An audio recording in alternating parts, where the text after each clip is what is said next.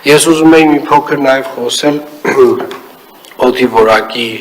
վերաբերյալ եւ վերջին շրջանում ենք անընդհատ խոսում ենք օդի որակից եւ իրականում խոսում ենք նաեւ այն պատճառով, որ սկսել ենք օդի որակի չափումներ իրականացնել արդեն մոտավորապես 2 տարի է 2024 թվականից մեր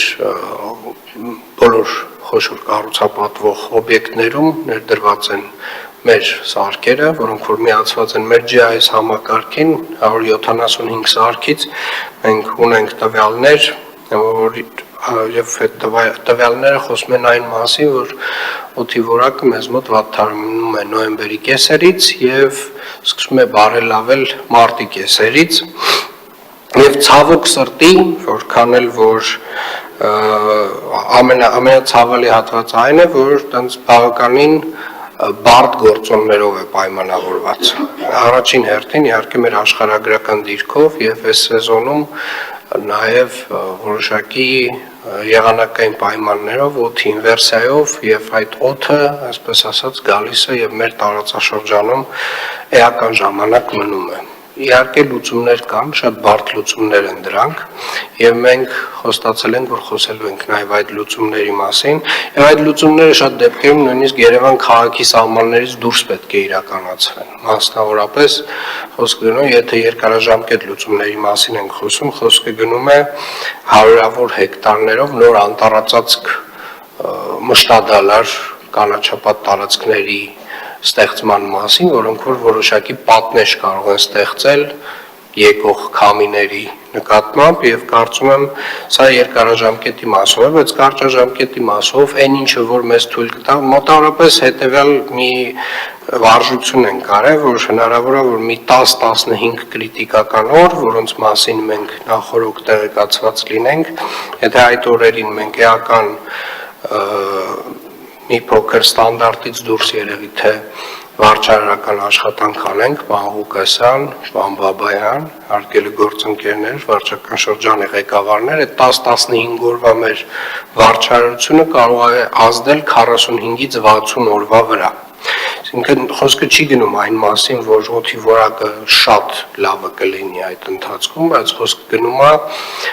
որ այն մասին, որ տենց 10 օր ճիշտ թիրախային կետային աշխատանքի դեպքում մենք կարող հնարավորություն ունենալ մոտավորապես մի 20%-ի ազդեցություն ունենալ, որը իրականում էական ազդեցությունն է։ Եվ մենք խոսել ենք պարոն Ղուկասյան, ճիշտ է մեր կարգավորումներով դեռևս չկա փոշու ճնշիչ այդ սարքերի կարգավորումը, այդ կարգավորումը դեկտեմբերին կընդունենք, բայց բոլոր կառուցապատողներին արդեն իսկ պետք է տեղեկացնել, որ իրենք հաջորդիվ եւ ես տեսել եմ, որ նաեւ ձեր արված աշխատանքի շնորհիվ նաեւ որոշ կառուցապատողներ, ովքեր որ իրենք էլ են հասկացել, որ առաջին քայլերը դրանք պետք է լինեն, բացի ցանցերից, արդեն իսկ տեղադրել են որոշ սարքեր, կարող տեղեկատվություն տաք։ Հարգելի պարոն քաղաքապետ, կան շինհրապարակներ, որը որ արդեն տեղադրված է, օրինակ Արաբկիր վարչական շրջանում 3 շինհրապարակ ունենք, բայց աշխատանքները շարունակվում են, մենք բոլոր շինարարների հետ կապի ենք եւ կփորձենք նենց անենք, որ մոտ ժամանակահատվածում բոլորը ունենան։ Շատ լավ, իրականում սա շատ փոքր քայլ է, իրականում մենք պետք է հասկանանք, որ շինարարությունը, ավտոմեքենաները եւ տենց մնացյալ այն ամեն ինչը, ինչ որ կա նաեւ ամառվա, գարնան եւ աշնանային սեզոններին եւ ավելի ակտիվ են հիմնականում այդ սեզոններին,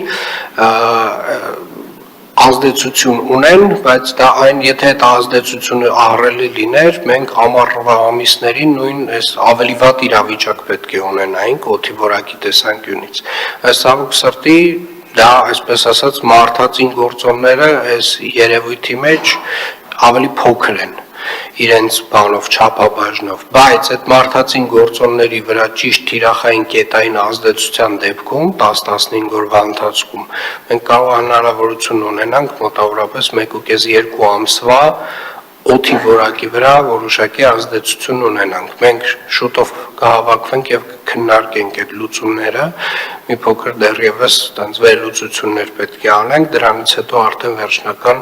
լուծումները կքննարկենք, իհարկե բարդ լուծումներ են լինելու, տենց